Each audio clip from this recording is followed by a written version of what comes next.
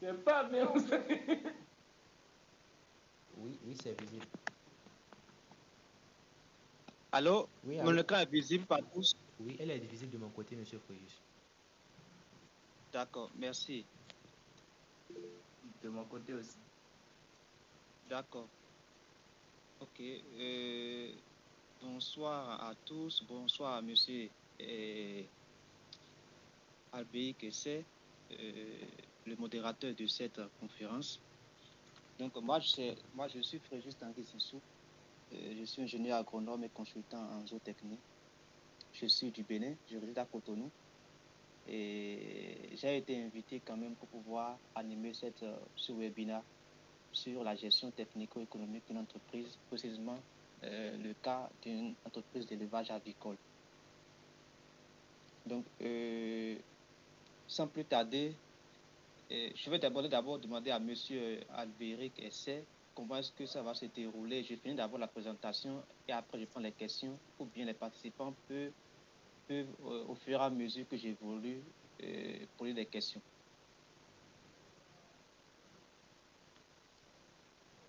Ok, merci bien, monsieur Foyus, pour la parole accordée. Alors, voilà la façon dont va se dérouler la séance. Premièrement, nous allons déjà commencer par la présentation parce qu'il faut que nous sachions déjà ce dont il s'agit et pour pouvoir, s'il y a des points d'ombre, voilà, poser des questions, des suggestions aussi pour pouvoir mieux comprendre tout ce que vous auriez à partager avec nous. Donc, voilà un peu la façon dont va se dérouler les choses. Vous commencez déjà avec la présentation, c'est-à-dire le contenu du thème. Et après cela, nous allons passer la parole à chacun des participants de pouvoir poser ses préoccupations ou recommandations également. Merci bien. Je pense que ça peut y aller comme ça. D'accord, ok. Maintenant, combien de temps vous avez accordé à la présentation? Combien de temps? Ok, merci bien, monsieur Foyus, pour la question. Pour le temps que nous allons accorder à la présentation, nous souhaiterions que ça soit maximum 30 minutes parce que bien d'entre nous n'ont pas assez de forfait voilà, pour pouvoir tenir beaucoup plus. Donc nous souhaiterions quand même que vous maximisez le temps de la présentation à 30 minutes. Merci bien. D'accord, merci beaucoup, monsieur le modérateur. Donc, sans plus tarder, alors, je vais rentrer dans le vif de mon sujet. Donc, aujourd'hui, nous allons parler de la gestion. On ne peut pas parler de la gestion sans savoir d'abord ce que ça veut dire d'abord la gestion. Donc, la gestion, ça veut dire quoi? Ensuite, pourquoi est-ce qu'il faut mettre en œuvre de bonnes pratiques de gestion au sein d'un élevage, au sein d'une entreprise d'élevage? Et quels sont les aspects techniques et économiques qu'on doit prendre en compte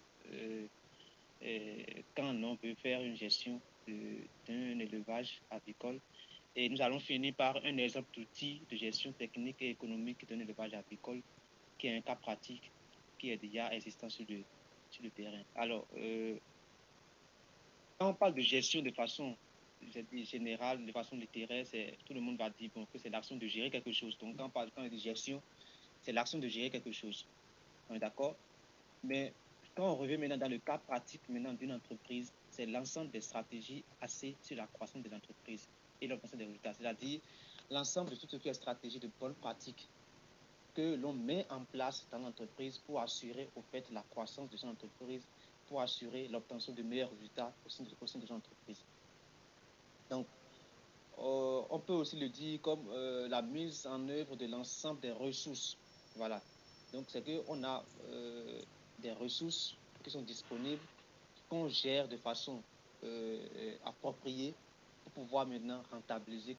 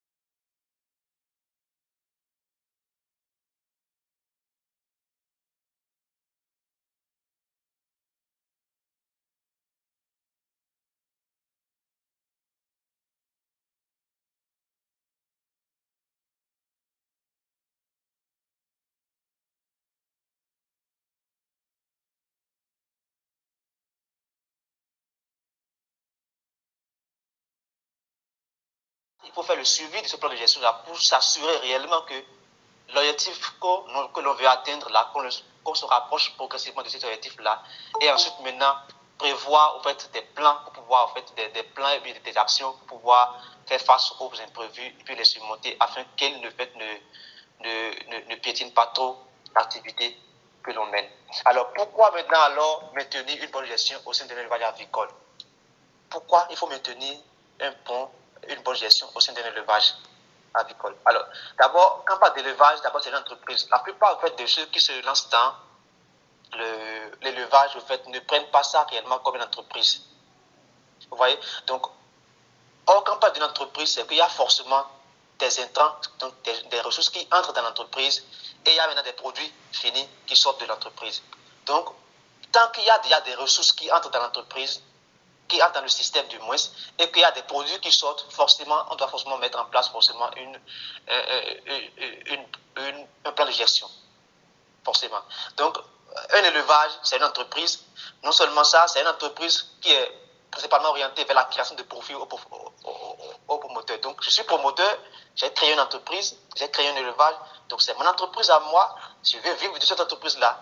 Donc, pour ça, il me faut forcément mettre en place une bonne gestion pour pouvoir réellement atteindre mes profits que j'avais prévus au départ. Donc, et dans ce cadre-là, les pratiques de gestion interviennent maintenant pour rendre plus efficients les opérations et les procédés de production. C'est ça. Donc, quand on sait que mon élevage, je le pratique dans le but de créer des profits, de créer des revenus pour moi-même d'abord, et aussi maintenant pour mes employés, pour mon entourage, alors on est contraint de mettre en place des pratiques de gestion qui vont rendre maintenant plus efficients mes productions. Donc c'est dans ce cadre en fait maintenant que maintenir une bonne gestion au sein d'un élevage, précisément avicole, est très important. Alors, si je prends par exemple ce petit graphe-là que nous voyons ici, je vais rapidement prendre un crayon, je vais prendre de couleur jaune. Voilà, ici nous avons ici les ressources disponibles qui sont là. Donc, les ressources disponibles, ça peut être les bâtiments, les matériels, l'aliment, les équipements de production, ça peut être également aussi tout ce qui entre quand même dans la production, ça peut être même les ressources humaines également aussi. Sont les employés que j'ai, les ouvriers, tout et tout, font partie des ressources disponibles pour pouvoir en fait faire ma production et avoir les produits que je veux commercialiser. Donc, nous avons les ressources disponibles qui entrent maintenant qui entrent maintenant en production. Donc, nous avons maintenant les techniques de production qui utilisent maintenant ces ressources-là pour sortir des produits ou des services à la fin de procédé. Donc, nous avons ces ressources qui sont utilisées lors des techniques de production pour pouvoir mettre en œuvre des produits et des services qui sont commercialisés pour le bien quand même de l'entreprise, pour pouvoir atteindre les objectifs de l'entreprise. Alors, dans ce cas ici maintenant, où est-ce qu'intervient beaucoup plus la pratique de gestion? Premièrement, nous aurons la gestion au niveau des ressources disponibles. Donc, il faut bien gérer les ressources disponibles. Quand je parle des ressources disponibles, tout à l'heure, j'en ai parlé déjà. Il y a les infrastructures, il faut bien les gérer. Les matériels et équipements, il faut bien les gérer. Les ressources humaines, c'est-à-dire les employés qui sont sur le terrain également, il faut aussi bien les gérer. Les stocks d'aliments et autres, là, ici, il faut bien les gérer pour pouvoir réellement avoir maintenant un bon résultat à la fin. Il faut également aussi mettre en place également aussi des procédés de gestion pour les techniques de production. Lors de la production également aussi, quelles sont les pratiques qu'on doit mettre en œuvre pour sécuriser l'activité que l'on mène, pour rendre en fait efficiente l'activité que l'on mène. Donc là aussi, il y a des pratiques de gestion qui doivent être également aussi appliquées lors de la production, lors des techniques de production, pour s'assurer réellement que ce que l'on veut produire sera réellement efficient, nous sera réellement bénéfique. Donc si on met en place ces pratiques de gestion, que ce soit au niveau des ressources disponibles et aussi au niveau des techniques de production, alors on va maintenant vers des produits, voilà, qui sont satisfaisants, des produits qui comblent en fait les attentes du producteur, des produits quand même qui sont, je vais parler en termes de production efficiente, c'est-à-dire un meilleur rendement, une meilleure productivité au sein de cette exploitation. Donc, c'est un peu ça, en fait, si je vais parler un peu de la procédure, au fait, la façon dont et les étapes au niveau desquelles les bonnes pratiques de gestion sont très importantes et primordiales si on veut avoir à la fin un résultat satisfaisant, un meilleur résultat en termes de production. Donc, alors, quels sont les aspects techniques qu'il faut prendre en compte quand l'on veut, au fait, faire une gestion d'un élevage? Et premièrement, d'abord, on a parlé tout à l'heure des ressources disponibles. Donc, tout ce qui est ressources disponibles, c'est-à-dire le bâtiment, les matériels d'élevage, l'aliment, tout ce qui est ressources humaines sur le terrain, on doit développer des pratiques qui permettront quand même de bien gérer ces ressources-là. Si je prends par exemple les infrastructures, il y a des réglementations, il y a des règles que je dois imposer dans mon entreprise pour pouvoir assurer une durabilité des infrastructures dans mon élevage. Parce que plus mes infrastructures sont vite amorties, plus moi, ça ne m'arrange pas. C'est-à-dire quoi? Plus les infrastructures sont vite amorties, sont vite dégradées et que je dois les remplacer, plus moi, mon activité ne me sera pas rentable. Donc, je dois faire en sorte que mettre en place des pratiques de gestion, des règles quand même dans mon élevage pour contraindre tous ceux qui travaillent à assurer une bonne durabilité des infrastructures. Pareil aussi pour les matériels. Donc les matériels doivent être soigneusement conservés et gardés pour pouvoir assurer réellement le fonctionnement de l'entreprise. Donc au niveau des ressources, c'est comme ça. Quand je prends les ressources humaines également aussi, il y a aussi des pratiques qu'il faut adopter pour pouvoir non seulement encourager le personnel à travailler, mais également aussi à les inciter à prendre des initiatives. C'est ça aussi le grand problème. On croit souvent que quand on est employé de quelque part, on me dit juste fais telle chose, je vais le faire, c'est terminé. Non, il faut l'amener réellement d'abord à respecter son cahier de charge parce que chaque employé dans une entreprise a un cahier de charge. Donc voilà, s'il est animalier, voilà son cahier de charge, c'est-à-dire il se lève tôt le matin, voilà ce qu'il doit faire dans l'entreprise, il doit faire ci à telle heure, il doit faire ci à telle heure, il doit faire ci. Donc tout son cahier de charge est connu et lui-même, il a ça avec lui, il sait ce qu'il doit faire. Mais au-delà de ça également aussi, il ne faut pas en fait utiliser l'employé comme un autodidacte, comme un robot, c'est-à-dire quelqu'un qui ne réfléchit pas, quelqu'un qui est juste là simplement pour faire suivre des ordres. Non, on le laisse peut-être aussi la largesse de réfléchir et de faire des propositions d'idées et d'actions qui pourront quand même contribuer à améliorer la situation de l'entreprise. Donc tout cela fait partie de la gestion des ressources humaines que nous avons sur le terrain. Il faut également aussi faire de temps en temps aussi avoir comment on appelle ça souvent ils appellent souvent des privilèges, des avantages, leur accorder de temps en temps des avantages, des privilèges, comme par exemple si on fait la production, en dehors de leur salaire qu'ils ont déjà pris tout au long de la production, si on fait la production et que moi en tant que promoteur je vois que le revenu est conséquent, le résultat est très bon, alors je peux leur faire maintenant des cadeaux, toujours pour les inciter la prochaine fois à aller beaucoup plus loin dans l'initiative avec moi.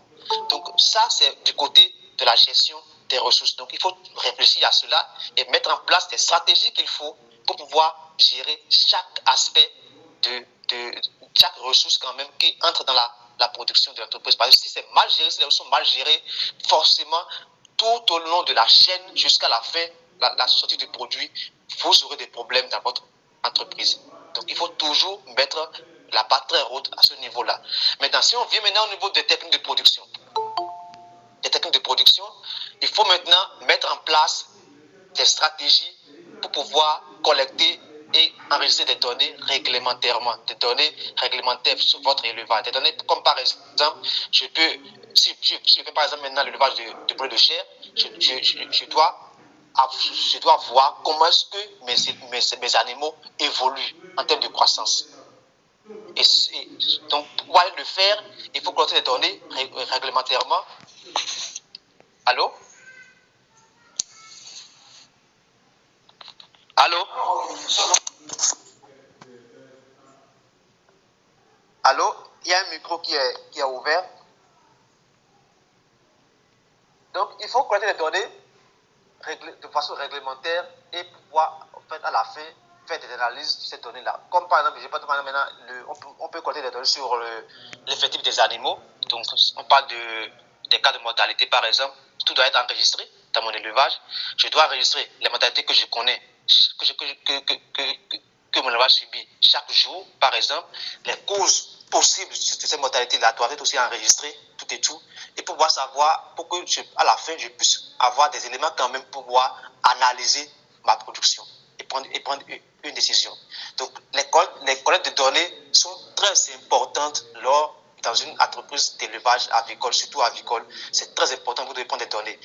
Un peu plus bas, tout à l'heure, on va vous présenter quelques exemples, modèles de tableaux qu'on peut utiliser quand même pour pouvoir collecter des données typiques dans un élevage. Alors, après ça, il faut collecter des données sur les données technico-économiques, c'est-à-dire quoi? Des données sur, je vais laisser le côté économique d'abord. Les données techniques d'abord, c'est, tel que je l'ai déjà commencé, les quantités d'aliments que les animaux consomment. Ça, c'est très important. Quand vous avez, par exemple, un élevage de pondeuses, quand vous venez dans votre poulailler, la quantité d'aliments que vous servez à vos animaux, ça doit être connu par jour.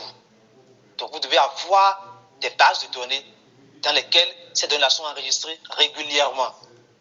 Tout ce qui est traitement, opération sanitaire que vous effectuez sur les animaux doit forcément avoir une trace. Forcément. Donc, tout ce qui est par exemple, la croissance des animaux, la croissance en termes de GMQ, par exemple, si vous voulez voir, ok, est-ce que mes animaux croissent réellement conformément, c'est-à-dire à la courbe de croissance que le sélectionneur de la souche m'a donné. Donc, je dois forcément avoir, moi-même à mon niveau, des fiches de collecte de poids de mes animaux. Ça peut être chaque semaine ou bien chaque mois, ça dépend de la spéculation. Si c'est les poulets de chair, chaque semaine, je fais des pesées, je fais des échantillonnages d'animaux que je pèse pour avoir un poids moyen de mes animaux et voir maintenant l'évolution de la courbe de croissance de mes animaux et la comparer maintenant à la courbe que le sélectionneur de la souche que j'élève a défini lui-même d'abord pour sa souche, pour voir si est-ce que réellement je suis sur la bonne ligne ou bien si est-ce qu'il y a un problème dans mon élevage ou pas. Si je sens qu'il y a un problème maintenant, là je peux maintenant prendre des décisions rapidement pour les corriger. Donc il faut avoir aussi faire aussi des collectes et des saisies de données sur les aspects techniques de l'élevage. C'est très important. Il faut réaliser la déclaration des mouvements d'animaux. Voilà, donc c'est-à-dire, par exemple, maintenant, il y a les modalités, c'est des mouvements d'animaux, c'est-à-dire, c'est une sortie d'animaux. Quand on parle de mouvement, on parle des sorties et des entrées d'animaux dans votre troupeau. Donc, est-ce qu'il y a des sorties? Les causes des sorties, ça peut être les mortalités, ça peut être les ventes, ça peut être les dons. Donc, tout ça là est enregistré. Les motifs d'entrée également aussi, ça peut être des achats, ça peut être des dons, ça peut être... Donc, tout ça là, au fait, est enregistré dans votre élevage. Vous devez enregistrer toutes ces informations-là. Ensuite, tout ce qui est opération individuelle, c'est-à-dire quoi? Sur chaque animal, s'il y a des opérations que vous avez effectuées sur chaque animal, par exemple, vous devez enregistrer tout ça là. S'il y a des animaux particuliers, par exemple, dans les pratiques de gestion, par exemple, il y a des pratiques qu'on appelle, qu'on exige souvent, c'est l'étude de l'uniformité du troupeau et le calibrage des animaux. L'uniformité du troupeau et calibrage des animaux. L'uniformité, c'est quoi? C'est pour voir, par exemple, si j'ai 1000 poulets de chair avec moi dans mon élevage, à un moment donné, je peux aller faire un échantillonnage dans ces 1000-là et pour étudier maintenant, est-ce que tout mon troupeau-là est homogène sur le point de vue poids. Parce que moi, en tant que producteur, si j'ai 1000 têtes de poules de chair et que ces 1000 têtes-là arrivent à terme de croissance avec des poids presque similaires, moi, ça m'arrange parce que je vais faire ma vente en un seul lot. Mais si tous mes animaux, les 1000-là, n'arrivent pas à la fin de la production avec un poids similaire, je suis obligé de faire des ventes, c'est-à-dire séparées, des ventes par lot. Et comme ça, moi, ça ne m'arrange pas du tout. Vous voyez? Donc, on fait cette opération-là au cours de la production pour pouvoir voir déjà, est-ce qu'il y a déjà des animaux déjà là qui ont des retards de croissance. Et ces animaux-là, maintenant, on peut les séparer du groupe lot, maintenant, et les mettre dans un enclos spécial, et puis maintenant les suivre spécialement, c'est-à-dire leur apporter des soins spéciaux pour leur permettre de regagner le retard de croissance, de corriger ce retard de croissance-là, avant de les retourner dans le poulailler principal. Donc tout ça, là, ça fait partie des opérations individuelles qui se réalisent souvent sur les animaux, de façon individuellement, pour corriger parfois ces imperfections de croissance-là. Donc s'il y a ce genre d'événements, il faut aussi les enregistrer. Il faut réaliser le suivi de l'application d'un ou des cahiers de charge. Tout à l'heure, je l'ai pas tout à l'heure, ça là c'est au niveau des employés ça. Donc, si les employés ont déjà leur cahier de charge, et c'est ce qui est primordial, c'est ce qui est même demandé dans un élevage, c'est que l'employé doit avoir forcément son cahier de charge, il doit savoir c'est quoi sa responsabilité dans l'élevage. Donc, moi, en tant que promoteur, je dois faire le suivi de l'application des cahiers de charge au niveau de chaque employé et m'assurer que chaque employé respecte rigoureusement ce qui est dans son cahier de charge, faire rigoureusement tout ce qui est consigné dans son cahier de charge. C'est très important pour moi, la vie, de la bonne santé de mon entreprise ou bien de mon business. Donc, je dois faire ce suivi régulier. Ensuite, je dois analyser les résultats. C'est-à-dire quoi? Si je finis de collecter toutes les données sur, par exemple, surtout sur le volet technique, par exemple. Tout à l'heure, j'ai donné un exemple tout à l'heure où je disais que si je fais les prises de poids de mes poulets de chair chaque semaine et que j'ai les poids moyens de mes poulets de chaque semaine, je peux tracer une courbe pour voir comment est-ce que le poids de mes animaux évolue, c'est-à-dire comment est-ce que mes animaux croissent dans le temps. Et si je fais cet exercice-là et que je remarque que mes animaux ne croissent pas normalement comme cela se doit, là, c'est un résultat mauvais que j'obtiens. Donc, je dois analyser ce résultat-là et prendre des décisions. Voir où est-ce qu'il y a le problème. Est-ce que c'est l'alimentation qui fait défaut? Est-ce que c'est les employés qui ne respectent pas leur cahier de charge? Est-ce que c'est les maladies que je n'ai pas pu épargner dans mon élevage? Donc, je fais en fait maintenant une analyse de ce résultat-là et je prends une décision corrective pour corriger ça. C'est en cela en fait que la gestion est importante. Parce que la gestion, c'est ça, quoi. Ça prévient au fait beaucoup de catastrophes demain. Et vous, en tant qu'entrepreneur, en tant que promoteur, vous avez votre élevage qui veut vous fournir de l'argent. Donc vous ne devez pas forcément laisser ça en l'air comme ça. Vous devez mettre des garde-fous. Et comme garde-fou, c'est la gestion. La gestion, vous collectez des données que vous analysez et puis vous prenez des décisions pour corriger des choses s'il y a lieu de corriger. Donc, sur le plan technique également aussi, quand vous prenez des données sur vos animaux, ces données-là seront analysées et maintenant pourront vous permettre de prendre des décisions s'il le faut pour corriger des biais si vous les remarquez dans votre élevage. C'est très important. Donc, vous pouvez déterminer les objectifs opérationnels par rapport à la conduite de l'élevage. Ça, je l'ai dit au début lors de la définition là-bas. Vous pouvez évaluer les critères technico-économiques, c'est-à-dire quoi? On parle de critères technico-économiques comme exemple, par exemple, je peux dire, je ne vais pas aller trop dans les thèmes techniques, mais je suis obligé. Il y a ce qu'on appelle l'indice de consommation, par exemple. Donc, l'indice de consommation, c'est un critère technique qu'on évalue au niveau des animaux, qui renseigne sur l'efficience au fait de l'aliment que les animaux consomment. C'est-à-dire, pour que l'animal puisse produire telle quantité de viande ou bien tel nombre d'œufs pour moi, quelle quantité d'aliments il a utilisé pour pouvoir le produire. Vous voyez? Donc, mais s'il n'y a pas à l'avance collecter des données sur la quantité d'aliments que les animaux consomment, sur leur production, c'est-à-dire sur l'évolution de leur poids et autres, là, je ne pourrais pas évaluer ces critères-là pour pouvoir savoir si mon élevage se porte bien ou pas. Donc, ces critères-là sont importants. Il y a l'indice de consommation, il y a l'ingestion alimentaire, il y a l'indice d'efficience alimentaire. Il y a plusieurs types de paramètres, de critères qu'on évalue dans un élevage pour pouvoir se rassurer que son élevage se porte très bien et que tout va très bien. Un autre type de critère qui est fréquent, si je prends les poulets de chair, c'est le GMQ. On parle de gain moyen quotidien. Donc, quelle est la quantité de viande que votre poulet vous produit chaque jour en moyenne? Vous voyez? Donc, c'est des indices quand même qui permettent quand même à un promoteur de s'assurer que son élevage est sur de bons rails. Il y a aussi le taux de ponte. Ça, c'est dans le cas des pondeuses. quand je suis un promoteur, que je lève des pondeuses, je dois régulièrement calculer mon taux de ponte pour voir comment ça évolue dans mon élevage, pour pouvoir savoir si mon élevage est en bonne santé ou pas, ou bien s'il y a des actions correctives que je dois faire pour pouvoir redresser la pente ou pas. Donc ça fait partie des critères ou bien des paramètres techniques qu'on calcule dans un troupeau pour pouvoir évaluer, analyser ces résultats. C'est très important. Il y a aussi maintenant les coûts de production. Donc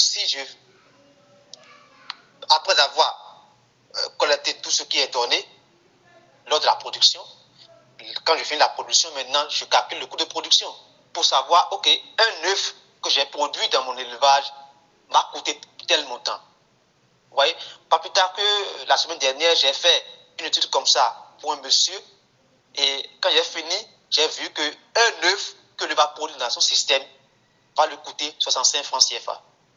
C'est-à-dire, il dépense 65 francs CFA pour produire un œuf. Et ce montant-là lui permet de savoir à combien il doit fixer le prix de vente de son œuf pour faire des revenus. Donc vous voyez que si, depuis le début, vous n'avez pas fait ces genres de collecte de données, pour pouvoir savoir maintenant à la fin combien vous allez dépenser pour produire un œuf, ou bien combien vous allez dépenser pour produire 1 kg de viande de poulet, vous allez pouvoir savoir à combien vous allez le vendre.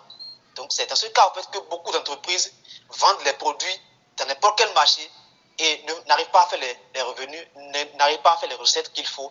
Et parfois, il n'y a pas de revenus, il n'y a pas de profit. Et puis voilà quoi, les entreprises disparaissent dans un intervalle de 3-4 ans facilement. Parce qu'il n'y a pas cette rigueur-là en fait, au niveau de la gestion. Donc c'est très important de tenir en fait, ces rigueurs-là pour pouvoir avoir réellement de bons résultats dans une entreprise. Donc il y a le temps de travail aussi qu'il faut évaluer. Donc tout ça là, c'est des paramètres que vous pouvez évaluer. Donc organiser l'activité d'élevage et planifier le travail. Donc avec vos employés, vous pouvez définir une stratégie de planification de travail avec vos employés. Ok, cette semaine-ci, voilà ce qu'on aura à faire en dehors de vos cas de charge personnels. Voilà ce qu'on aura à faire de supplémentaire. Donc vous définissez des plans de travaux, des plans de travail du moins avec vos employés. Et là, les activités sont organisées et puis tout le monde travaille de façon conviviale, dans un environnement convivial. Donc, planifier des activités au sein de l'entreprise, c'est très important aussi pour réussir son activité. Donc, voilà. Donc, si vous avez les informations qu'il faut, vous pouvez mesurer l'écart entre votre situation existante et l'objectif. C'est-à-dire quoi? L'objectif que vous avez visé au départ pour votre entreprise, vous mesurez maintenant l'écart qu'il y a entre votre situation actuelle et cet objectif-là pour voir si est-ce que vraiment vous êtes sur la bonne ligne ou pas. Dans le cas contraire, maintenant, s'il y a des actions correctives à prendre, là, vous les prenez pour pouvoir continuer rapidement. Donc, il faut rechercher toujours les meilleures pratiques et techniques disponibles pour optimiser, changer de pratique ou reconcevoir le système d'élevage. C'est très important ça là aussi. Vous voyez, c'est très important. Donc, il y a les meilleures pratiques de production. Si je prends comme pratique de production, je prends dans un élevage où lors d'une activité, on court derrière les animaux, on court derrière les poulets n'importe comment. Par exemple, maintenant, on veut faire une vaccination. Et puis, on court dans le poulailler de gauche à droite, on stresse les animaux, on les fait ci, on les attrape n'importe comment. Vous voyez, ça va forcément affecter votre entreprise. Il y a des pratiques qu'il faut pour pouvoir, si c'est un animal que vous voulez attraper dans un poulailler, il y a la technique qu'il faut pour pouvoir l'attraper sans pour autant stresser tout le poulailler. Et pour attraper ce poulet-là également aussi, il y a les techniques de contention. Des techniques, c'est-à-dire les parties du poulet qu'il faut garder pour ne pas en fait, lui causer trop de dommages. Et il y a des parties que quand vous les tenez, vous lui causez beaucoup de dommages. Donc, vous devez avoir ces notions-là en tête si vraiment vous voulez réellement réussir votre activité. Donc, vous devez à chaque fois être à la recherche des meilleures pratiques de production pour pouvoir optimiser toujours votre production, rendre votre production plus efficiente. Donc, c'est ce que, en fait, cette dernière ligne nous dit. Donc, voilà quelques exemples, par exemple, de fiches. Ici, maintenant, c'est une fiche de suivi de l'effectif. Donc, tel que vous le voyez ici, donc, est-ce qu'il y a des morts, des ventes, des vols, achats? Donc, voyez, donc on fait le suivi de l'effectif avec ça. Donc, ça, c'est un exemple de fiche de suivi de l'effectif. Ici, c'est un exemple de fiche de suivi de l'alimentation. Vous voyez? Donc, ici, on a la période que couvre la fiche. Donc, si c'est une semaine, donc on met la semaine, on met l'aliment qu'on utilise, tout est renseigné, voilà, tout et tout, le nombre de sujets qu'il y a au début de la semaine, et puis voilà quoi. Donc, on a les jours ici, donc ça fait les 7 jours de la semaine, et voilà, la quantité servie aux animaux sont connus et enregistrés tous les jours. Les refus sont estimés. C'est souvent difficile, mais c'est important aussi de l'estimer. Donc, les refus sont estimés, vous voyez, et voilà, s'il y a des innovations qui ont été utilisées comme des additifs alimentaires qui ont été incorporés dedans, ou bien s'il y a des compléments alimentaires de nature naturelle, des nature biologiques qui ont été utilisés, donc vous le signalez ici, et à quel taux ça a été incorporé dedans, et quelle a été la réaction des volailles. Tout est enregistré dans cette fiche-là que vous conservez avec vous tous les jours. Et quel est le coût de l'aliment cette semaine-là? Vous nous le mentionnez en bas ici. Donc, le coût de l'aliment que vous avez utilisé dans la semaine est mentionné toujours sur la fiche. Ici, c'est une fiche de suivi sanitaire des volailles. Donc, vous voyez, donc on a ici le numéro de l'animal. Vous voyez, donc, et le traitement qui a été effectué, le produit utilisé, l'observation, c'est-à-dire après avoir utilisé le produit, quelle a été la réaction des animaux par rapport au traitement? Est-ce que le résultat est positif ou bien sûr les animaux sont toujours malades? Donc, vous voyez, donc on fait mention de ça ici. Il y a ici maintenant les cas de rappel, c'est-à-dire si c'est un traitement préventif que vous avez effectué sur l'animal, ça veut dire que vous devez mettre maintenant la date de rappel. Comme par exemple, si je prends par exemple maintenant le cas des poules de chien par exemple, il y a des vaccinations qu'on rappelle. Donc si je fais par exemple telle vaccination aujourd'hui à tel jour, par exemple, à tel nombre de jours d'âge des animaux, je dois encore le rappeler. Donc ici, je peux facilement dire, bon voilà, j'ai fait telle vaccination ici contre telle maladie, mais à tel jour, je dois encore le rappeler. Là, c'est que c'est là, et puis j'ai une idée sur ça, et puis ça me permet de ne pas oublier que je dois faire un rappel sur mes animaux. Ici, c'est une fiche de suivi de gain de poids. Donc, tel que je l'ai dit également, si vous voyez, donc, de gain de poids, les animaux sont connus. C'est là. C'est-à-dire, pour faire le gain de poids, si j'ai 2000 poulets, je ne vais pas en fait me mettre à peser tous les 2000 poulets. Non, je fais juste un échantillonnage. Je prends juste un échantillon que je pèse pour avoir les poids. Donc, j'ai les poids initiaux qui sont enregistrés dans la première colonne, les poids finaux dans la seconde colonne. Je calcule maintenant le GMQ des animaux que je mets ici. Et puis maintenant, ce que je constate, maintenant je le mets à côté. Donc ce que je constate, si je vois que bon, le GMQ évolue, mais ça n'évolue pas, je le renseigne à côté là. Ici aussi, c'est pour la ponte. C'est pour suivre la ponte. Donc, c'est des exemples de fiches que vous pouvez produire même chez vous, vous-même dans votre élevage, pour faire le suivi de vos élevages sans souci. Donc, ici, je peux suivre la ponte. Donc, j'ai ici le nombre de poules qui est en ponte, le nombre d'œufs pondus. Voilà, chaque jour, le nombre d'œufs que j'ai ramassés chaque jour, c'est enregistré. Parmi ces œufs-là, est-ce qu'il y a des œufs qui ont été endommagés, cassés, fissurés? Voilà, je le renseigne aussi.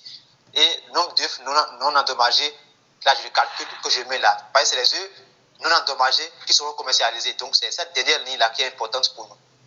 Les œufs qui ne sont pas endommagés. Donc, en bas ici, j'ai le total. Tel que c'est mis en bas ici, j'ai le total qui est en bas ici pour chaque catégorie de produits. Alors, maintenant, sur le plan économique, voilà, j'en ai déjà parlé un peu brièvement. Il faut vraiment tenir, j'ai dit rigoureusement, des documents de gestion économique. Voilà, donc ces documents sont utilisés pour la collecte et l'enregistrement et le calcul des données relatives aux paramètres économiques tels que, voilà, donc nous avons les charges variables. Quand on parle de charges variables, on parle de tout ce qui est de charges qui revient, ou bien de charges qui est liée aux opérations de production, comme l'alimentation, comme les salaires, comme, non pas les salaires du moins, pardon, il y a l'alimentation, il y a les opérations sanitaires que je fais. Donc tout ce qui est quand même une charge qui se répète mais qui varie pour pouvoir en fait pour mettre en œuvre mon produit. Tout ça là est mis est catégorisé dans les charges variables. Maintenant les charges fixes, j'ai les salaires, j'ai ce qu'on appelle les amortissements techniques des matériels qui sont là, les consommations intermédiaires, donc tout ce qui est autres dépenses, à part les dépenses usuelles que l'on connaît, donc qui sont là. Là, les impositions diverses, donc s'il y a des impôts que je vais payer, si je paye des impôts sur bénéfice, si je paye des trucs là, des droits à la CNSS pour mes employés, donc tout est là. J'ai les recettes totales effectuées, voilà, donc les produits que j'ai eus, combien je les ai vendus au total, donc je dois avoir des renseignements sur ça. Les résultats d'exploitation, donc c'est-à-dire quel est mon résultat net, et maintenant le cash flow, c'est-à-dire mon bénéfice, le bénéfice que je fais. Donc tout ça là, c'est des données qui se calculent, et pour pouvoir arriver, il y a des documents qui sont utilisés pour pouvoir tenir rigoureusement ces trucs-là. C'est très important de les avoir. Donc tout à l'heure, j'ai parlé tout à l'heure dans des charges variables, donc vous le voyez ici, donc les charges variables, ce sont les coûts liés aux soins de santé, par exemple, donc achat de produits vétérinaires, services vétérinaires, apport des soins, donc les vaccinations, les déparasitats, nettoyage, tout ceci est catégorisé, voilà, tout ce qui est ici, voilà, fait partie des charges variables. Maintenant, les charges salariales qui sont là aussi, donc les coûts liés au salaire, aux main d'œuvre, également aussi s'il y a les CNSS qu'on paye pour eux, tout et tout, voilà. Maintenant, les charges liées aux impôts, donc tout ce que je paye, la part de mon revenu que je paye aux impôts, tout est là. Donc tout ça là, au fait, fait partie des charges de mon entreprise que je dois en fait à chaque fois enregistrer pour ne pas au fait perdre le fil de mes choses. Parce que tout ça là rentre en compte pour le calcul du coût de production de mon produit. Le coût de production, c'est prendre en compte tout ce qui est dépensé pour produire des quantités de biens. Donc je fais maintenant en fait le rapport entre les deux pour avoir maintenant mon coût de production. C'est pourquoi c'est important d'avoir une bonne stratégie de gestion économique des élevages également aussi. Donc il y a les amortissements, tel que je l'ai déjà dit tout précédemment, donc les amortissements qui sont calculés sur les constructions, les infrastructures, les matériels et équipements d'élevage. Il y a les autres dépenses qui sont liées, voilà, à la consommation, à la communication, le transport, l'électricité, eau, ainsi de suite. Donc, tout ça là font partie. Il y a les achats de matières premières, voilà. Il y a les points de vente et des recettes brutes effectuées. Donc, vous devez avoir tout ça là fait partie de ce qu'on appelle la trésorerie de l'entreprise. Dans votre trésorerie, vous devez avoir une rubrique pour les dépenses et une rubrique pour les recettes. Donc, les dépenses couvrent tout ce que je viens de parler tout à l'heure, tout ceci, les charges sanitaires, les charges alimentaires pour les animaux, les charges salariales, les charges liées aux impôts, les charges de la CNSS, les amortissements, les dépenses liées à la communication, achat de matériel, tout ça là fait partie des dépenses. Maintenant, les recettes, maintenant, c'est les ventes qui ont été réalisées. Donc, quand j'ai amené mes produits sur le marché, qu'est-ce que j'ai pu collecter comme recette? Voilà, donc ça fait maintenant la recette brute qui est toujours enregistrée dans le cahier de trésorerie de mon entreprise. Et sur la base de ça maintenant, des dépenses totales et des recettes maintenant, qu'on calcule le coût de revient. Le coût de revient qui n'est que le coût de production, tel que j'allais tout à l'heure, donc on calcule le prix de revient qui n'est que le coût de production d'une unité de bien, qui est estimé peut-être par francs CFA par kilogramme, ou bien francs CFA par œuf. Voilà, donc on estime le coût de revient de mes biens. Il y a le calcul des bénéfices également aussi, donc vous calculez les bénéfices pour savoir un peu comment cela se passe. Alors, je vais rapidement aller sur le dernier point qui est de montrer, je vais arrêter ceci, que pour montrer un cas, un exemple d'outils de gestion, parce que j'en ai parlé tout à l'heure dans mon introduction, à la fin, que je vais présenter un outil de gestion, ça aurait été même plus facile d'aller directement avec ça. Donc, un cas d'outil de gestion que nous avons développé, qui a été développé par notre équipe et qui offre quand même de possibilités de gestion en termes d'élevage. je vais repartager mon écran pour que ça puisse sortir rapidement.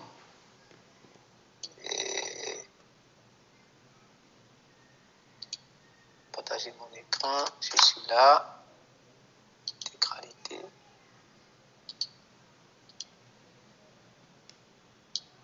Ok, vous voyez, l'écran est visible? Non, c'est pas visible, c'est pas encore visible chez moi.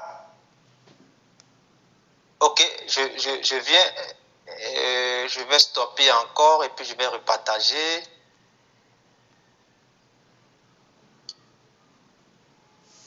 C'est bon? Non, pour moi non.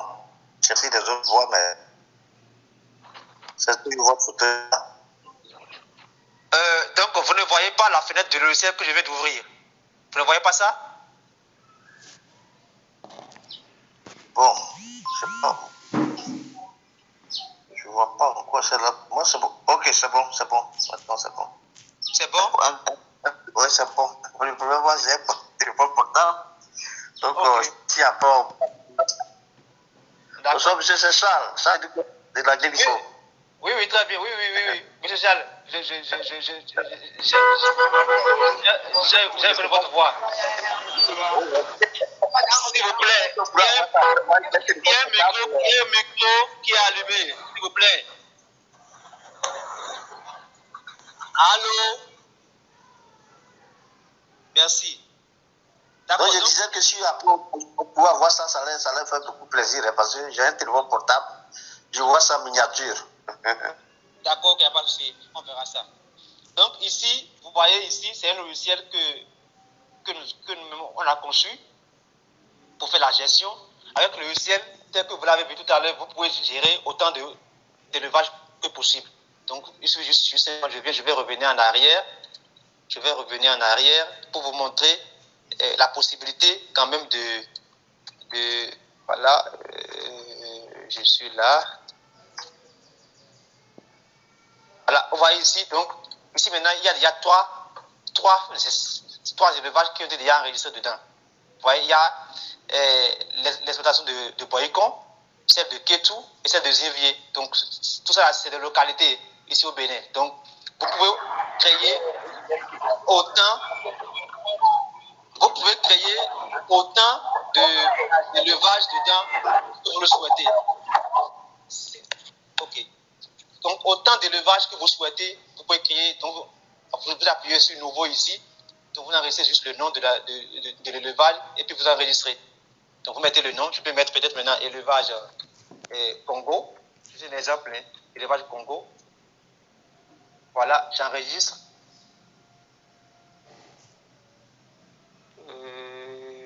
Je viens. Ça me dit quelque chose là. Je crois que comme c'est la version démo, c'est en train de me. Comme c'est la version démo, c'est en train de me faire truc là. Bon. Donc, vous pouvez enregistrer. Ici, c'est la version démo du logiciel. Ce n'est pas encore la version c'est-à-dire à vendre. Donc, c'est pour ça que ça ne me donne pas encore la main pour faire truc là. Donc, ici, vous pouvez créer autant d'élevage possible. Ici. Donc, chaque fois que l'élevage est créé, vous avez 3 boutons ici. Il y a le premier bouton qui vous permet de modifier, c'est-à-dire d'aller maintenant dans l'élevage maintenant pour faire des modifications, pour faire des apports. Il y a ici maintenant ceci pour modifier le nom de l'élevage si vous souhaitez. Et le dernier bouton maintenant pour supprimer carrément l'élevage de votre système.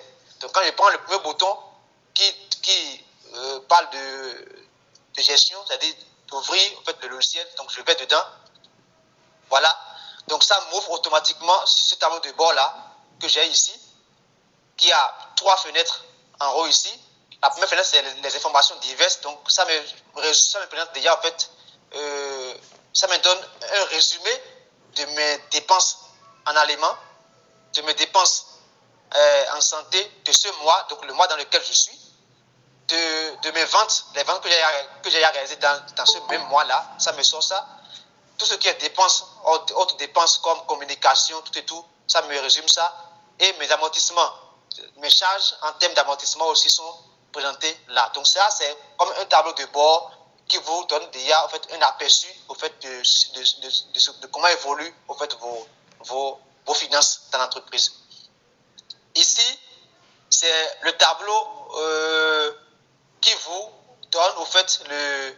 Bon, je vais revenir sur ça après. Je vais revenir sur ce tableau-là après, rapidement. Ici, c'est les graphes. Donc, vous pouvez avoir la possibilité d'avoir des graphes. Donc, ça peut vous sortir des graphes sur la quantité d'aliments, comment est-ce que vos animaux ont consommé dans le temps. Donc, ça vous sort des graphes, que ce soit sur la quantité d'aliments, sur le coût de l'alimentation, sur la santé, sur les dépenses que vous avez effectuées, comment est-ce que les dépenses ont évolué dans le temps. Donc, ça vous sort le graphe. Les ventes également, ce que vous réalisez, comment est-ce que les ventes ont évolué dans la période de production.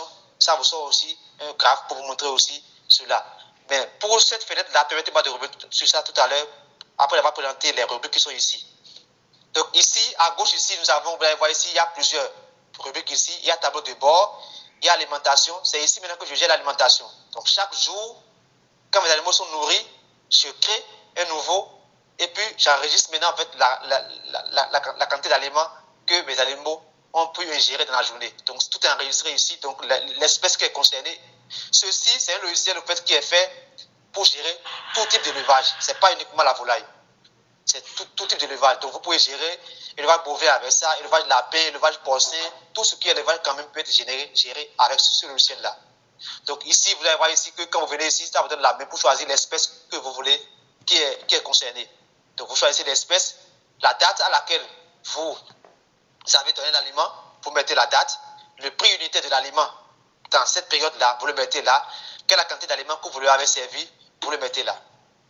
Donc quand vous mettez ça là, vous faites l'enregistrement, donc il prend ça en compte et c'est ça qui fait ceci que vous voyez la date est là, ici. Ici, les informations, vous allez voir espèce, bovin, quantité ingérée, 12 kg, coût total, vous voyez, tout est là. Donc, vous avez la possibilité de modifier ça ou possibilité de supprimer carrément la ligne. Donc, si vous voulez. Donc, ça, ici, c'est là où vous enregistrez l'alimentation. Donc, vous faites le suivi de l'alimentation. Ici, le suivi de la santé. Tout ce qui est traitement que vous apportez aux animaux, tout, vous enregistrez. Les ventes réalisées aussi, vous les enregistrez ici également aussi. Ici, chaque jour, ou bien chaque fois que vous faites de vente, vous enregistrez la vente là, ici dans le logiciel, pour dire, bon voilà, ce jour-ci, j'ai vendu 1000 poulets et l'unité m'a coûté tel montant, donc au total, j'ai eu telle recette. Donc le logiciel prend ça en compte. Ici, si j'ai fait des emprunts auprès des structures de microfinance et autres là, que je dois rembourser, donc je les renseigne ici, et le logiciel me sort au fait le tableau de remboursement, le plan de remboursement, c'est ça. Donc ça me sort comment est-ce que ce prêt-là, je vais le rembourser. Donc vous insérez au fait les informations qu'il faut, voilà, la structure financière, le montant de crédit, la durée de remboursement et le taux d'intérêt de la structure. Et le logiciel lui-même maintenant vous sort en même temps le tableau financier pour vous montrer maintenant combien vous allez rembourser. Vous voyez ici, c'est ça qui est remboursement ici. Combien vous aurez à rembourser chaque année jusqu'à solder complètement l'emprunt que vous avez fait au niveau de la structure. Ici, c'est les autres dépenses comme la communication. Donc, vous pouvez créer des dépenses, communication, eau, transport, tout ce qui est autres dépenses qui ne sont pas parmi les dépenses qui sont déjà ici. Donc, c'est ici vous les créez et puis vous les enregistrez. Donc, vous allez voir ici électricité, communication, carburant, tout ça. Là. Donc, vous créez les dépenses comme vous voulez et puis vous les enregistrez dans votre logiciel. Ici, c'est les investissements. Tout ce qui est investissement que j'ai fait au départ avant de démarrer mon entreprise. Parce que nous voulons faire une analyse économique. Donc, le logiciel doit prendre forcément en compte les amortissements. Les amortissements techniques font partie aussi des charges de l'entreprise. Vous voyez, donc, vous devez renseigner ici également aussi, quand vous avez votre logiciel, en même temps, vous renseignez ici les infrastructures que vous avez déjà. Si j'ai un poulailler, je le mets là, ok, j'ai un poulailler, le poulailler, je l'ai construit à tel montant, et puis je lui donne une durée de vie de temps. Ok, j'ai tel magasin, je l'ai construit dans telle période, ça m'a coûté tel montant, et puis je lui donne une durée de vie de temps. Simplement. Donc, quand vous faites ça, le logiciel lui prend, vous voyez, donc, la date de construction, la date de l'investissement, le libellé. Si c'est poulailler, si c'est magasin, si c'est tracteur, si c'est abreuvoir automatique, tout ce que vous avez, tout ce qui est matériel qu'on peut amortir sur une longue période. Donc, vous devez le libeller. Le montant, ça vous a coûté combien? Et maintenant, quelle durée de vie vous lui donnez? Donc, vous renseignez ça. Et le logiciel maintenant vous sort en même temps l'amortissement de votre investissement. Ici, c'est les mouvements. Que ça sort ici, les mouvements, c'est-à-dire les mouvements comme les entrées et les sorties. Donc, si vous avez des mouvements, donc vous dites, si ce n'est pas au niveau des volailles, je prends volaille. Donc, ce jour-ci, j'ai eu des entrées. Comment? J'ai eu des achats. J'ai acheté de nouvelles têtes de volailles que j'ai amenées dans mon élevage. Combien d'adultes j'ai acheté? Je mets le nombre d'adultes que j'ai acheté. Combien de petits? Je mets le nombre de petits. Et j'enregistre. Et puis le logiciel maintenant me sort ça en même temps. Ça l'intègre en même temps dans mon troupeau. Si l'effectif de mon troupeau était de X, quand je fais cette opération-là, ça prend ça en même temps en compte maintenant et me calcule maintenant le nouvel effectif maintenant de mon troupeau. Donc c'est ici, on gère les mouvements. Donc s'il y a des sorties, c'est pareil aussi. Donc ici, quand je dis type là, je prends sortie. Donc ça me sortit encore les motifs. Si c'est modalité, si c'est emprunt, si c'est don, donc ça me sort les motifs que je choisis également aussi pour dire, bon voilà, j'ai donné 10 poulets à quelqu'un, voilà, donc, et puis ça me sort ça. Ici, c'est les salaires, donc s'il y a des salaires également aussi, je les enregistre, donc les salaires que je paye à mes employés chaque fin de mois, c'est enregistré. Tout ce que je paye comme salaire, tout est enregistré ici également aussi. Donc, c'est quand tout ça là est enregistré maintenant que je peux maintenant venir ici pour voir mon tableau d'analyse financière, économique et financière. Donc, ça me sort un résumé de tout. Donc, chaque jour, j'ai ça ici. Mes charges alimentaires sont là. Les charges de santé sont là. Les salaires sont là. Les dépenses, les autres dépenses que j'ai effectuées sont là. Les amortissements sont là. Les consommations intermédiaires sont là. Les charges totales sont là. Les recettes sont là. La valeur brute est connue. Maintenant, mon résultat net, ce que je gagne directement comme bénéfice est connu. Et maintenant, la rentabilité de mon entreprise est évaluée ici en même temps en pourcentage. Et j'ai ça ici en même temps. Donc, c'est conçu de telle sorte que si la rentabilité est négative, ça vire au rouge. Quand c'est positif, ça vire au vert. Pour vous montrer que c'est bon, que vous êtes sur une bonne ligne. Donc, ici, c'est parce qu'il n'y a que moins, il n'y a que de rouge ici. Donc, vous avez le choix de choisir la période que vous voulez pour que le logiciel puisse vous sortir de l'analyse financière. Par exemple, j'ai déjà le logiciel que j'utilise déjà depuis 2020 et je suis en présence des potentiels partenaires qui m'ont demandé, ok, sortez-nous votre compte d'exploitation de 2020. Donc je viens ici, je dis au logiciel, ok, donc je vais mon compte d'exploitation de 2020, je repars en même temps, je repars en 2020 pour dire, ok, sort le compte d'exploitation de juillet à peut-être décembre 2020. Et là, il me sort ça. Si j'avais réellement déjà des données déjà dans mon logiciel. Donc, je dis, sors-moi les données de mon compte d'exploitation de juillet à décembre 2020. Et puis, je le fais valider, vous voyez, et puis il le sort. Il sait les données. Voilà, donc, ça, c'est un outil qui a été développé par une équipe que j'ai personnellement coordonnée. Voilà les noms des consultants qui ont travaillé sur l'équipe. Donc, vous allez voir qu'il y a des autres techniciens, il y a un chercheur, il y a un programmeur, il y a une consultante en gestion des exploitations agricoles. Voilà, donc c'est une équipe quand même qui a développé l'outil Animanage, qui est une application qui permet d'aider les élevages à faire la gestion de l'entreprise.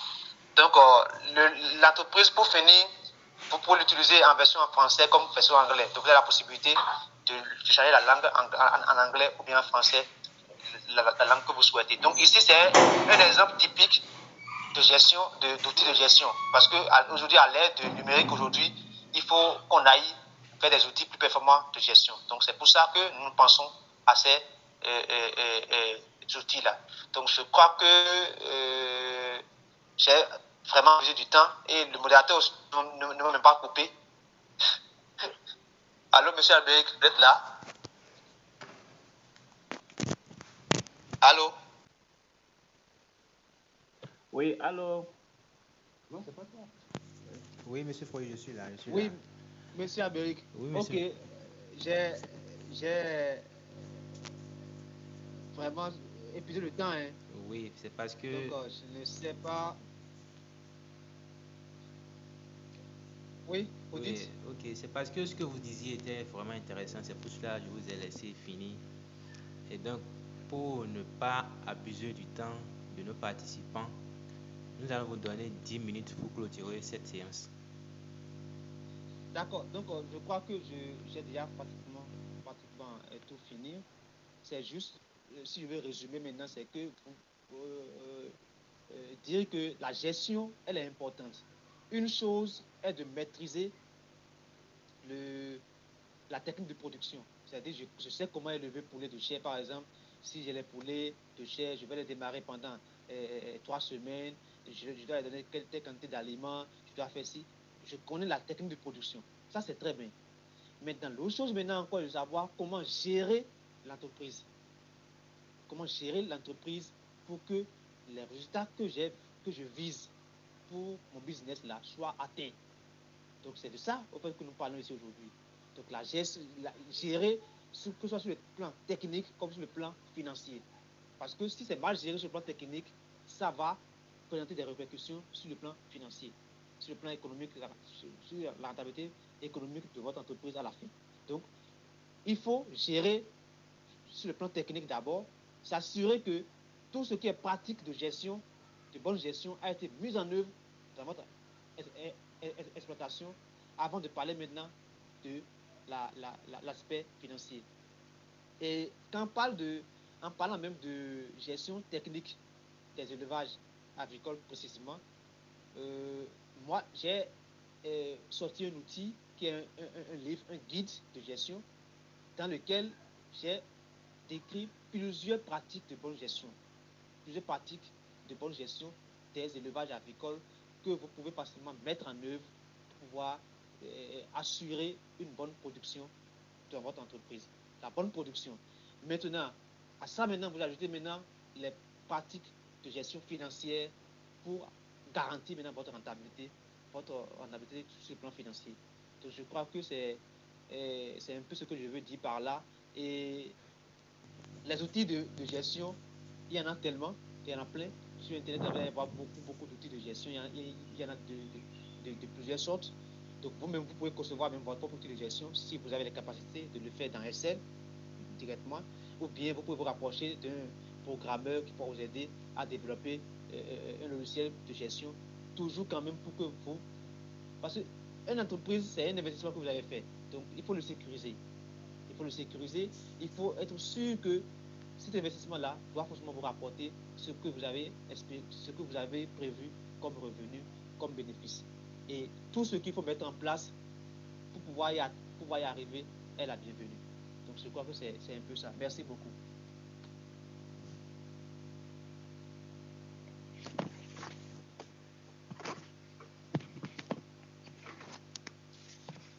Ok, merci Monsieur Tanguy.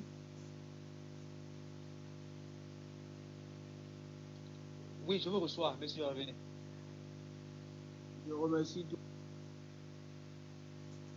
Monsieur Hervé, veuillez m'excuser, mais c'est à moi d'abord d'accorder la parole avant que vous ne débutiez avec les questions. Donc, Monsieur Frogis, vraiment merci pour tous ces enseignements, pour tous ces secrets que vous nous avez confiés ce soir. Nous vous disons un grand merci. Alors, nous voilà à la fin de la présentation de Monsieur Frogis. J'accorde plutôt la parole à tous les participants qui souhaitent poser des questions. Donc voilà comment nous allons procéder. Avant de prendre la parole, veuillez bien vouloir lever la main afin que je vous accorde la permission d'activer votre micro et de poser la question. Donc je prie à tout un chacun de nous de bien vouloir suivre ce système pour que nous maintenions l'ordre dans les choses. Donc avant de prendre la parole, levez la main afin que je puisse vous accorder la parole. Merci.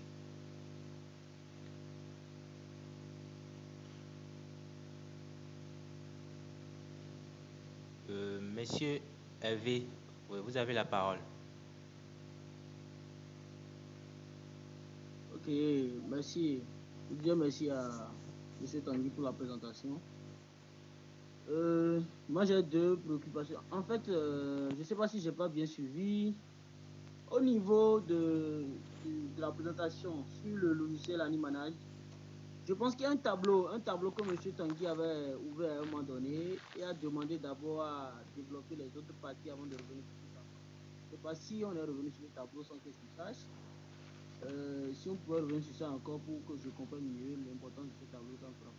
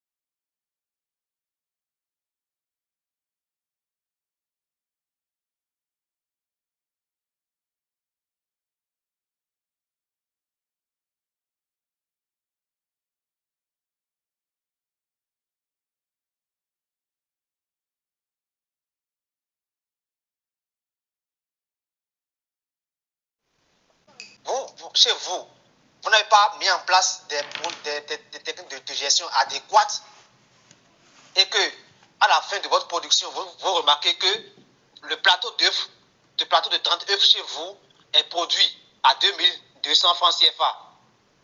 Or, sur le marché, les populations veulent acheter ce produit-là, sur le plateau d'œufs là, à 2000 francs. Comment vous allez faire? Dans ce cas, vous ne pouvez rien faire. Vous êtes obligé de vendre ça à 2000 francs CFA. Et dans ce cas-là, vous êtes même en perte. Vous ne faites pas de profit, mais vous êtes encore même en perte parce que vous avez produit le plateau à 2200 francs, mais vous êtes obligé maintenant en fait, de le vendre à 2000 francs CFA. C'est pourquoi il est aussi important lors de votre analyse, lors de votre gestion, de vous renseigner au jour le jour sur le prix de votre produit là sur le marché.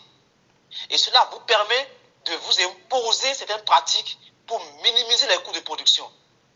Parce que pour minimiser les coûts de production, c'est les pratiques de gestion. C'est-à-dire le choix des intrants, le choix des matériels à utiliser, c'est tout ça là qui agit sur le coût de production. Donc si vous choisissez en fait, des pratiques qui vont élever, ou faire augmenter votre coût de production, vous pouvez en fait, vous confronter à ce problème-là après. C'est-à-dire sur le marché, vous avez un autre prix sur le marché qui ne vous arrange pas vous en termes de profitabilité. Donc, pour être sûr que demain, à la sortie de vos billets là, que vous n'aurez pas ce problème, vous devez non seulement vous renseigner régulièrement sur le prix de ce produit là sur le marché, dans votre environnement, mais également aussi essayer de mettre en place des stratégies et des pratiques de gestion qu'il faut pour réduire le plus possible votre coût de production. Là, vous avez beaucoup de marge maintenant en fait, pour faire de bénéfices. Supposons que quelqu'un, le plateau d'œufs, le plateau de 30 œufs, par exemple, est vendu dans son environnement à 2000 francs CFA, mais lui, il a tenu tellement de bonnes pratiques, il a mis en place des stratégies qui lui ont permis de sortir un plateau de 30 œufs de son élevage à 1600 francs CFA. C'est-à-dire que lui, il a une grande marge de manœuvre pour pouvoir commercialiser son produit. Et c'est là en fait que les pratiques de gestion interviennent. C'est là que ça intervient. Et avoir aussi un outil de gestion performant aussi, vous permet déjà de faire des prévisions pour dire, la façon dont en fait, mes charges évoluent, ça évolue. C'est pour ça en fait, il y a des graphes là aussi pour vous orienter, pour vous montrer que vos charges évoluent, les charges évoluent de telle manière. Donc il faut faire attention, il faut minimiser les charges, il faut minimiser les coûts. C'est comme et vous allez pouvoir en fait vous conformer à ce problème du marché. C'est vrai, c'est le marché qui impose. Vous ne pouvez pas produire votre plateau d'œufs à 2200 francs CFA et comme vous voulez forcément avoir de revenus, vous le mettez à 2300 alors que le marché est prêt pour le prendre à 3000 francs, à 2000 francs CFA. Vous ne pouvez pas. Donc, M. Venance, c'est ce que je peux vous dire rapidement par rapport à ça. Maintenant, par rapport à M. Hervé, qui a demandé à ce qu'on revienne sur le compte d'exploitation. Oui, en fait, quand j'étais sur le logiciel, je n'avais pas voulu en fait présenter le compte d'exploitation directement parce que je voulais en fait présenter les autres rubriques là d'abord, les rubriques qui rentrent en compte, qui sont prises en compte dans le compte d'exploitation. Donc, j'ai dû passer d'abord sur ces rubriques là d'abord avant de revenir maintenant encore sur le logiciel, sur le compte d'exploitation proprement dit. Donc, je vais partager mon écran pour vous montrer rapidement également aussi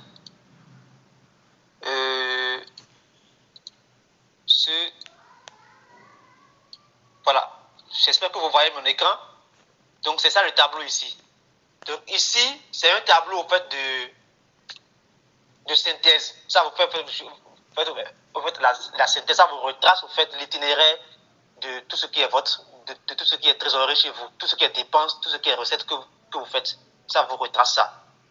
Donc c'est comme c'est quoi en haut ici on a mis analyse économique et financière. Donc ça vous fait le cumul de vos charges en aliments qui est ici dans cette rubrique, dans cette colonne là, et les charges, tout ce qui est soins de santé que vous avez apporté aux animaux, tout est là. Tout ce qui est salaire que vous avez payé aux employés, salaire, main d'œuvre, tout est là. Tout ce qui est aux dépenses que vous avez fait comme communication, électricité, tout est là aussi. Les amortissements des matériels, c'est-à-dire tout ce qui est infrastructure matérielle que vous avez. Même s'il y a voiture, tout ce qui est matériel qu'on peut amortir sur une période donnée. Donc, vous l'avez déjà amorti ici, dans cette rubrique-là, ici, dans le logiciel. Donc, le logiciel lui prend ça en même temps en compte automatiquement ici. Donc, les amortissements sont là. Il y a les consommations intermédiaires aussi qui sont calculées automatiquement par le logiciel. Il y a les charges totales, donc la somme de tout ce qui est charge qui est donnée ici, dans cette colonne-là. Les recettes que vous avez effectuées, donc les ventes ici, les ventes que vous avez enregistrées ici. Donc, ça sort en même temps aussi les totaux des ventes ici dans la colonne des recettes. Ici, ça vous sort votre marge brute. La marge brute, c'est votre recette brute moins les charges totales que vous avez et tout ce qui est dépenses que vous avez effectuées. Donc, ça vous sort la marge brute. Mais la marge nette, maintenant, ça vous prend la marge brute, maintenant, moins les amortissements. Pour vous sortir maintenant votre marge nette, c'est-à-dire votre revenu net. J'ai souvent l'habitude d'expliquer souvent aux élèves avec qui je travaille que ils font souvent en fait la confusion entre leur résultat brut et leur résultat net. Le résultat brut, c'est ce qu'ils gagnent directement, c'est-à-dire quand ils enlèvent au fait les dépenses qu'ils ont effectuées des recettes de vente. Ça c'est leur revenu brut, ça. C'est leur revenu brut. Mais ça là, c'est pas encore le bénéfice. Pour avoir le bénéfice maintenant, il faut prendre maintenant ce revenu brut là et enlever les charges d'amortissement. Parce que si vous avez fait une production, la production a eu lieu dans un bâtiment. Donc, lors de la production, vous avez utilisé une partie du bâtiment, vous avez consommé une partie du bâtiment. Donc, tout ça là, c'est des charges aussi que vous devez prendre en compte. Et ces amortissements-là, il y a souvent des comptes qui sont dédiés à ça dans les entreprises qu'on appelle compte amortissement ou bien les dotations aux amortissements. Et c'est dans ces comptes-là, en fait, que ces sous-là sont conservés pour que le jour où votre bâtiment sera amorti, qu'on ne sera pas présenter des défaillances, des fentes, des ci, des ça, c'est dans ces comptes-là que vous allez simplement prendre de l'argent pour venir relever votre bâtiment. Et c'est ce que beaucoup d'entrepreneurs ne font pas.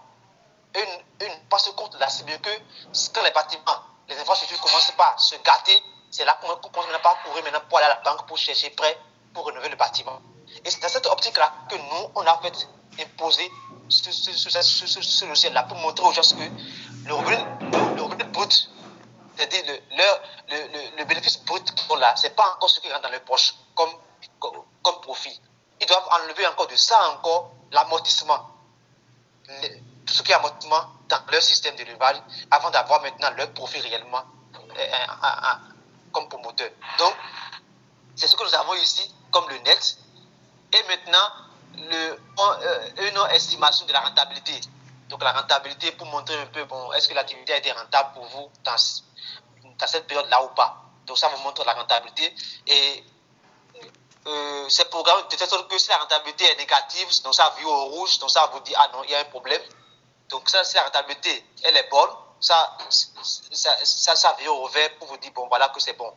C'est parce qu'ici, il n'y a que moins 100 ici que tout est rouge.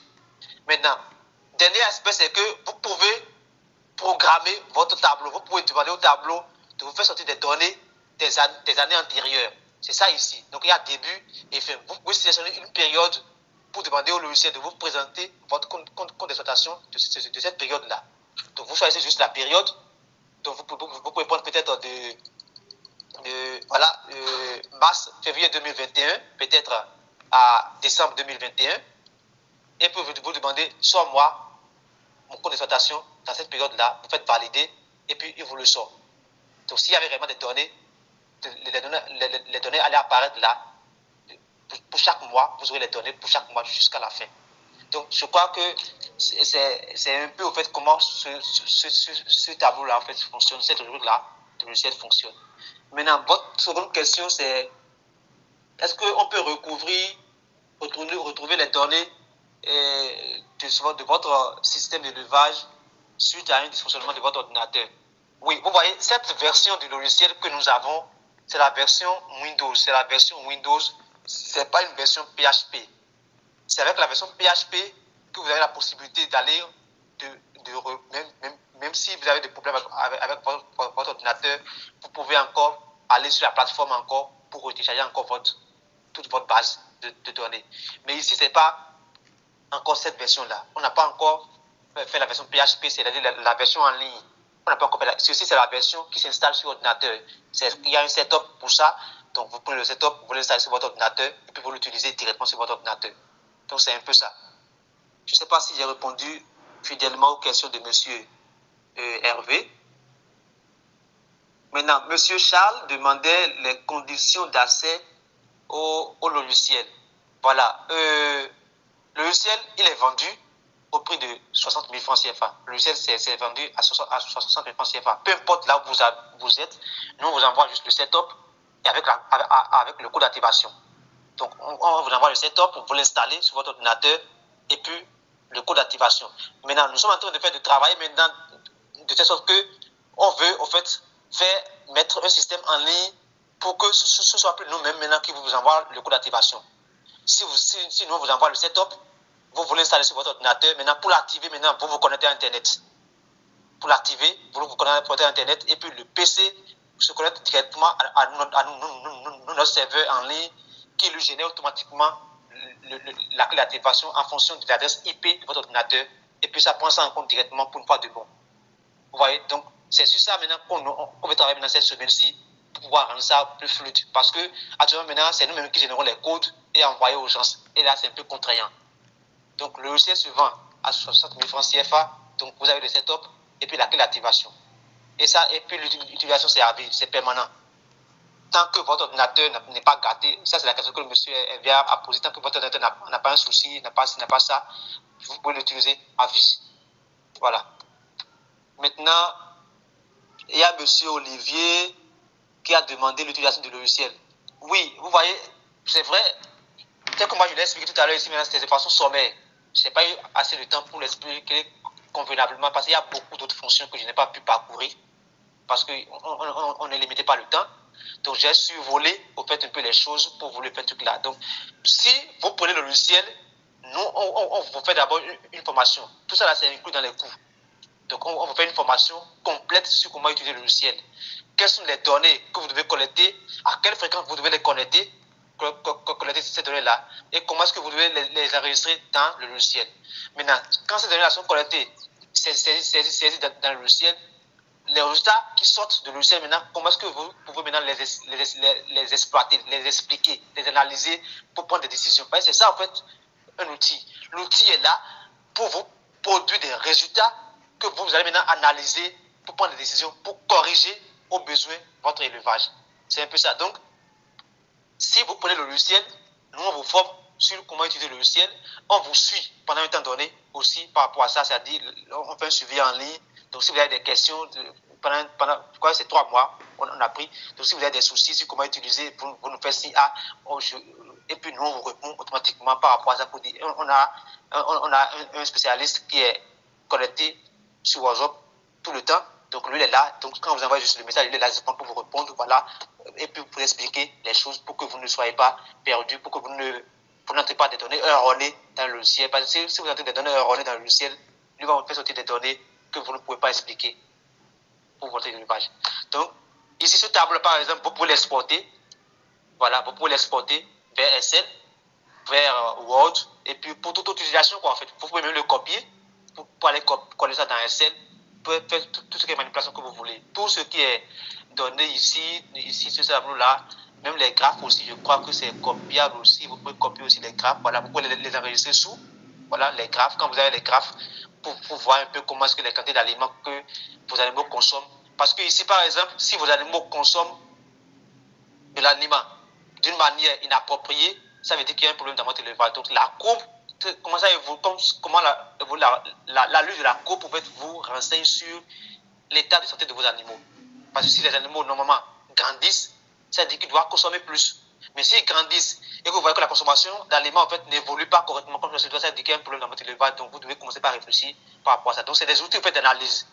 Donc ça vous sort en fait des outils d'analyse pour que vous puissiez en fait réfléchir pour voir il y a tel problème, il y a telle chose qui ne va pas, quel est le problème et détecter le problème et puis les résoudre en même temps avant d'atteindre en fait la fin de la production pour pouvoir avoir des résultats non satisfaisants. Donc, je crois que j'ai répondu à toutes les questions, hein, si je ne me trompe pas. Monsieur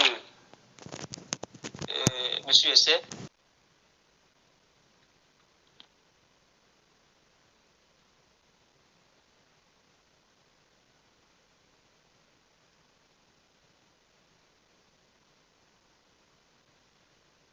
Oui, allô?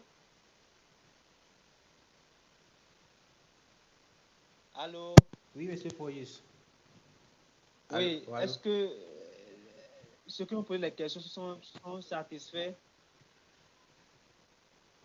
Chers participants qui ont posé des questions, monsieur Hervé, monsieur Charles et monsieur Olivier, j'espère que vous avez eu satisfaction à vos préoccupations. Si oui, veuillez le mentionner dans la discussion. Ok, monsieur Hervé a levé la main.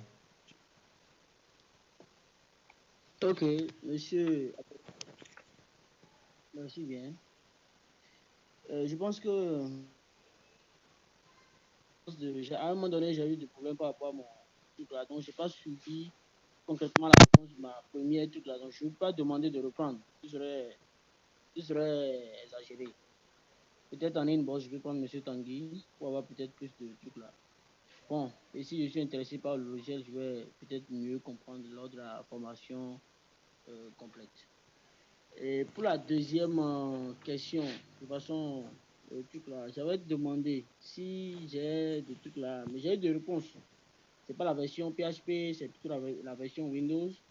Mais entre-temps, j'ai acheté le logiciel et bon, j'ai eu des problèmes techniques, mon PC a crié, je souhaiterais vraiment réinstaller. Est-ce que vous voudrez bien, peut-être avec le même code du PC, vous voudrez bien nous comprendre et nous aider ou ça sera induit forcément un rachat de logiciel? Merci. Ok, monsieur Foyus, vous avez la parole pour répondre à cette question. Ok, vous savez, normalement, en temps normal, c'est que la réponse est claire, c'est que c'est le rachat. Ça, c'est la normale des choses. C'est que vous rachetez complètement le logiciel. Parce que, par exemple, si vous avez un ordinateur et puis vous utilisez déjà peut-être Microsoft que vous avez acheté et que vous avez perdu l'ordinateur, mais vous avez demandé à Microsoft de vous donner gratuitement encore le logiciel. Vous voyez, ouais, donc en fait, la normalité des choses, c'est que vous rachetez. C'est comme si vous êtes un nouvel utilisateur qui est venu prendre ça. Vous voyez. Maintenant, nous, à notre sein, c'est une question à laquelle nous sommes aussi en train de réfléchir pour voir notre sein, comment est-ce qu'on peut faire ça. Si, parce que vous voyez, nous là, on est vraiment truc là. C'est que si c'est activé une fois, parce qu'avec le système maintenant qu'on veut mettre en place, si le truc là est activé une fois avec notre système en ligne et que ça a un problème, en voulant activer ça encore après encore avec le même système, il y aura un problème. Parce que le même ordinateur du moins quoi, parce que le système en ligne va reconnaître en fait l'adresse IP de l'ordinateur et va dire que l'ordinateur là a été utilisé une fois pour le logiciel. Donc ça peut poser problème. Le système peut dire que bon non, que c'est comme si on veut en fait, parce que le système en ligne c'est quoi? Quand vous faites l'activation avec votre ordinateur automatiquement, il coche en même temps le code qui vous a envoyé pour dire ce code là est utilisé par telle adresse IP. Et puis c'est dans sa mémoire là. Donc même si nous vous redonne encore le logiciel encore après, vous voyez, et que vous essayez maintenant encore de réactiver maintenant ça encore, c'est là maintenant que ça va refuser. Le système va dire non, que ce même PC là a déjà en fait utilisé ce même système, ce même code d'activation. Et que, en tout cas, c'est une question en fait à laquelle nous sommes toujours en train de réfléchir pour voir la faisabilité. Parce que c'est des cas qui arrivent, c'est des cas particuliers qui arrivent souvent. Nous sommes en train de réfléchir pour voir dans quelle mesure on pourra quand même essayer de trouver des solutions à ça.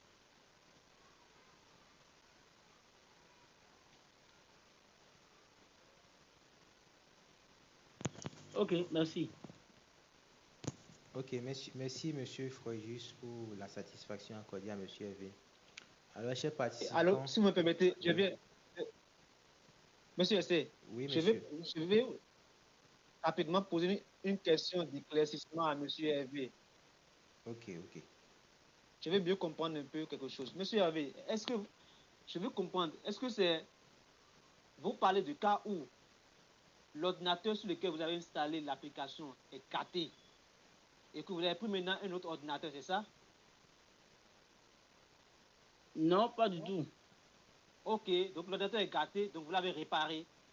Voilà.